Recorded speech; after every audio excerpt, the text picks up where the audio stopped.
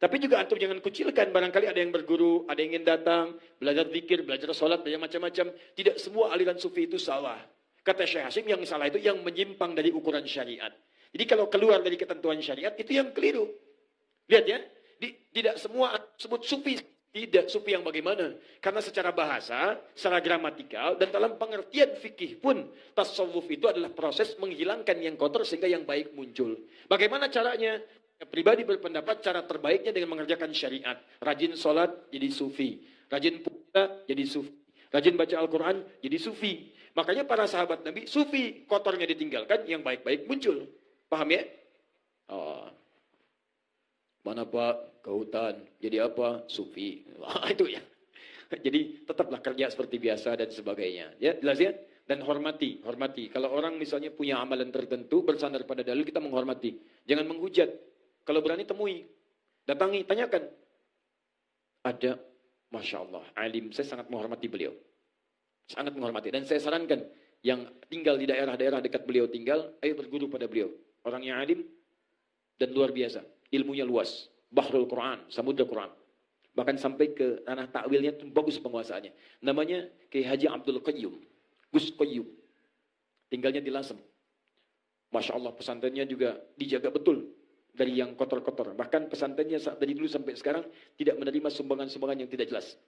Sekalipun masanya banyak dan sebagainya. Itu teman-teman. Begitu seseorang bertanya pada beliau tentang hukum jamaah tabligh. Bagaimana hukum ikut jamaah tabligh? Beliau tidak memberikan jawaban langsung. Beliau langsung pergi ke pusatnya, ke India. Beli tiket sendiri, berangkat sendiri, pesan hotel sendiri, ingin menyaksikan apa amalannya, sehingga bisa menyampaikan dengan baik pesannya.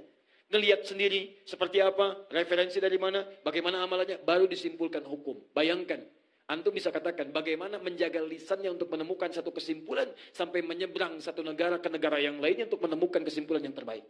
Itu luar biasa. Itu luar biasa. Itu Masya Allah. Ada lagi kisaran Rembang. Ada namanya Gus Baha. Kiai Haji Bahauddin Nur Salim. Itu Masya Allah. Itu dapat pendidikan Quran. Saya katakan itu Masya Allah manusia Quran. Ya, saya belum pernah berjumpa orangnya. Tapi saya merasakan kemuliaan-kemuliaan dalam diri beliau.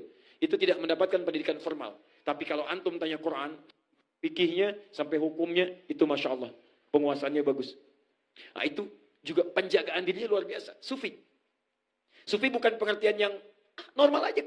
Beliau kadang di Jogja, kajian dengan para profesor, itu Quran yang antum baca, di antara tim pentasihnya, itu beliau. Di antara tim pentasihnya. Kesederhanaannya luar biasa. Masya Allah. Ketika melamar, hanya naik mobil angkutan. Angkutan. Padahal mungkin punya menggunakan yang lain. Tapi membiasakan diri hidup dalam kesederhanaan, yang sekiranya cukup bagi kebutuhan dirinya. Yang lebih.